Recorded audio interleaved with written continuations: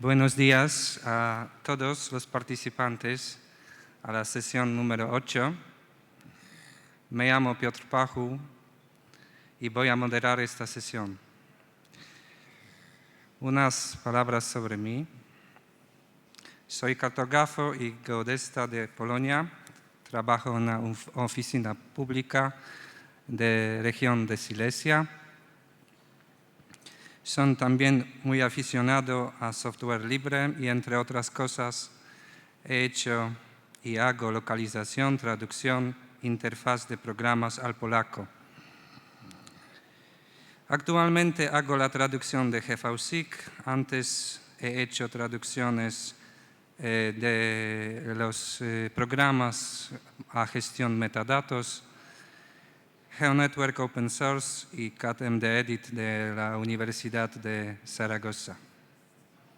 Pues volvemos a la sesión. En la sesión tenemos 4 muy interesantes presentaciones. Los primeros 3 ponencias mostrarán diferentes casos de uso de GVSIG en infraestructura, en turismo ambiental y geomarketing. Última ponencia estará dedicada a scripting en GVSIG. Bueno, ahora me gustaría pedir el primer ponente, o la primera ponente, Josefina García León, directora del Departamento de Arquitectura y Tecnología de Edificación de la Universidad Politécnica de Cartagena, que va a presentar una presentación, caracterización de la infraestructura del sistema de PERIN de la Cartagena Water and Mining Company Limited. Por favor. Sí, muy bien. Hola, buenos días, muchas gracias. Agradezco a la Asociación de GVSIG el hecho de estar aquí un año más y en este caso y este año especialmente a Mario Carrera que me ha convencido para seguir siempre conectado a estas jornadas. Hoy vengo a hablar de un trabajo multidisciplinar, como solemos hacer habitualmente, y este año ha sido más con ingenieros de caminos, en especialidad en hidráulica, y por supuesto han participado pues, tanto Antonio como Francisco Javier Pérez y Carolina. Empezamos a mirar los problemas de abastecimiento de agua que ha tenido la ciudad de Cartagena. No tiene ningún curso permanente, solo se abastecía de aguas subterráneas, que además eran muy escasas y de muy escasa calidad, y empezamos a intentar buscar información que hubiese sobre ello.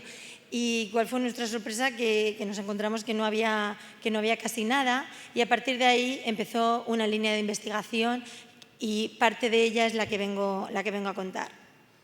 Los problemas del agua allí eran habituales y ahí se puede ver una cola de niños para llenar los cántaros de agua en el 1931, no hace tantos años. Hubo muchos proyectos para intentar poner una solución al abastecimiento, sobre todo a partir del siglo XVI al siglo XVIII, que la población iba aumentando y entonces el problema todavía era aún peor. Había incluso cartas de Felipe II en el que decían que las galeras no podían invernar en el puerto de la ciudad porque no podían abastecerse del agua. Entonces, a finales del siglo XIX y también con el aliento de la minería, aparecieron muchísimas empresas privadas pensando pues en poner solución a este tema. Por eso, por ejemplo, esta compañía es de Cartagena Mining and Water, es decir, está muy ligada con esa fase de la minería. Dentro de todas estas compañías privadas hemos destacado las más importantes, como son el agua de Santa Bárbara, el agua de los cartageneros, el agua de la Suerte y el agua inglesa. Agua inglesa es la traducción de la zona de Cartagena Mining and Water. Esta agua de lo inglesa o agua de los ingleses se vio aumentada porque fueron comprando a otras compañías privadas, como por ejemplo fue el agua de los cartageneros. Su base o su sede era una finca, también denominada Agua de los Ingleses, que es un edificio modernista de Tomás Rico y Paula Oliver, y que actualmente es un restaurante. Para dejar gráficamente la constancia de los problemas que tenían estas compañías, pues cogimos de recortes de prensa, ¿vale?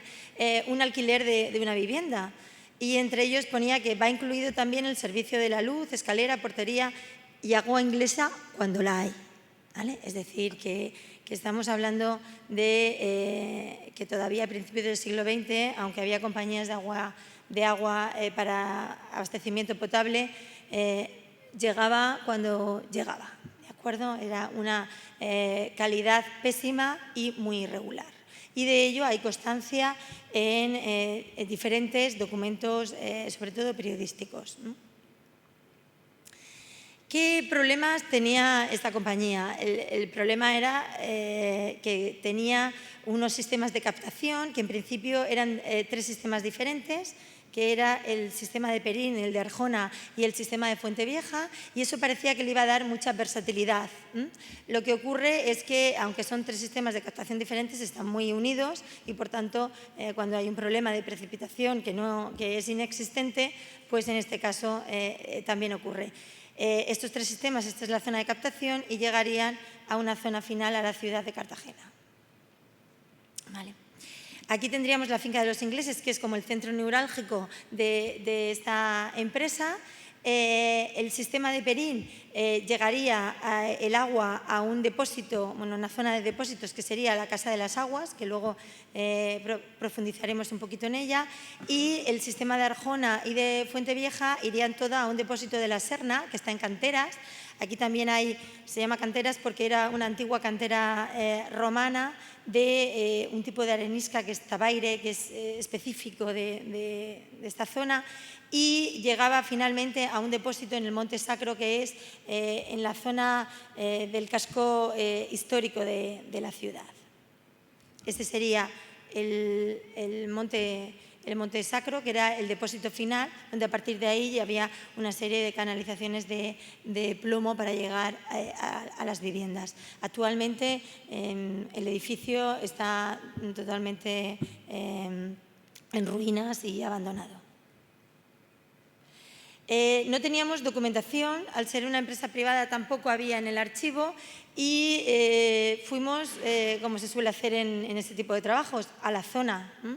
Y entonces conseguimos localizar a un señor ya octogenario, que desgraciadamente durante la investigación falleció, pero antes de eso nos hizo una serie de croquis. Esta es su letra y creo que es importante también que aparezca. Y pues nos hizo unos croquis de dónde estaban todas las líneas de canalización, los pozos subterráneos, para situarnos en la realidad. También conseguimos algunos planos de diferente calidad, de principios del siglo XX, entre 1907 y 1920, pues tanto del sistema de Arjona como del sistema de Fuentevieja. Y en el caso del sistema de Perín solo había pequeñas zonas de plano muy limitados y que desde luego no cubrían todo el sistema. Bueno, georreferenciamos toda la información que teníamos, pero nos quedaba muchísimo trabajo de campo para localizar todas estas canalizaciones, que en principio se supone que no son tan antiguas, pero que no había ninguna documentación.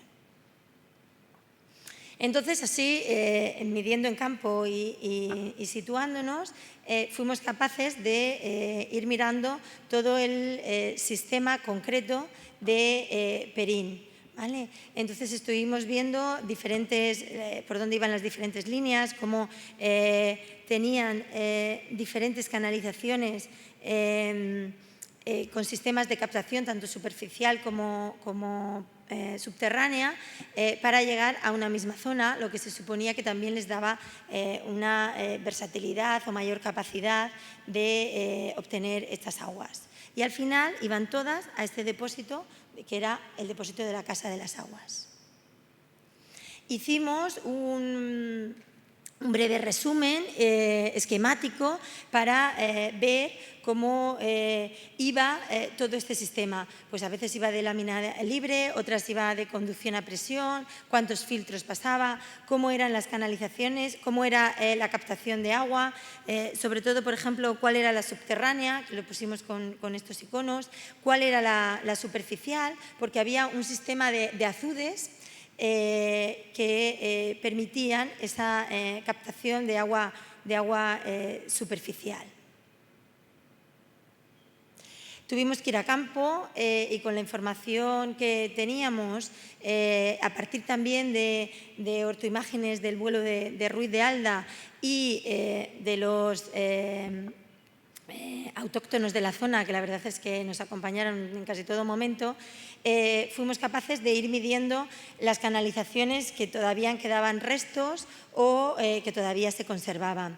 De esta manera hicimos diferentes capas con pues, los canales que eran reales y que estaban medidos, los canales que eran supuestos en otros tramos, las tuberías que también eran supuestas porque no se encontraron, o tuberías reales y también galerías reales y galerías supuestas para restablecer todo el sistema de aguas. De esta manera, cogemos un modelo digital de superficies y a partir de ahí hicimos la red de drenaje para ver si con los azudes que había en este sistema eran capaces de recoger todo el sistema de aguas. Y vimos que efectivamente estaban localizados en las zonas estratégicas y así con solo 4 azudes eran capaces de coger toda la rambla, todo el agua de la rambla de los Barbastres, de los Jarales y del barranco de Sajena. El resto que vemos, que también era la red de drenaje calculada con el modelo, es que pertenece a otros sistemas, sobre todo estos del sur pertenecen al resto de sistemas que era de Arjona y de Fuente Vieja. Y ya centrándonos en la Casa de las Aguas, entonces vimos la documentación o los edificios que quedaban dentro de esta Casa de las Aguas. Actualmente, bueno, esto es el decantador que tenía. Ocurría cuando venían las aguas muy sucias, llegaban el agua a este decantador para que por gravedad fuese bajando las zonas o las partículas que había en el agua y de alguna manera pudieran depurarse. Estas empresas privadas tenían conexiones mineras y aquí también lo podemos ver porque la estructura de este decantador son de vías de tren. Y dentro también de canalizaciones y tuberías también hay un depósito que también está en la Casa de las Aguas, que tiene pues, 4 naves con estos arcos y una capacidad pues, de más de 1.300 metros cúbicos, con una zona para entrar al propio depósito para mantenerlo y tenerlo en unas buenas condiciones. 3 minutos. Sí, gracias. Entonces, bueno, dentro del depósito de las aguas lo que hemos hecho es situar dónde está el depósito y el decantador y cómo irían las aguas. Esta canalización llevaría las aguas limpias que irían directamente al depósito y, por otro lado, tenemos una entrada de aguas turbias, sobre todo cuando se producían las lluvias, que iban a este decantador y una vez que estuviesen limpias iban del decantador al depósito. Y a partir de aquí, con un sistema de presión, de conducción a presión, llegaría este agua hacia el Monte Sacro. A partir de aquí hemos empezado a hacer una serie de documentación con una multiestación para documentar perfectamente, en este caso, el depósito de las aguas. ¿Vale? Y este sería pues, la toma de datos de campo de esta este depósito. La idea es continuar para tener una documentación precisa y también para poder localizar todos los pozos subterráneos que todavía no se han podido localizar en el terreno, y para ello necesitamos también pues, un equipo de espeleólogos que nos ayude con esa toma de datos. Y bueno, por mi parte esto es todo, y este es un regalo de mi compañero Antonio, que me ha hecho la última diapositiva. Muchas gracias.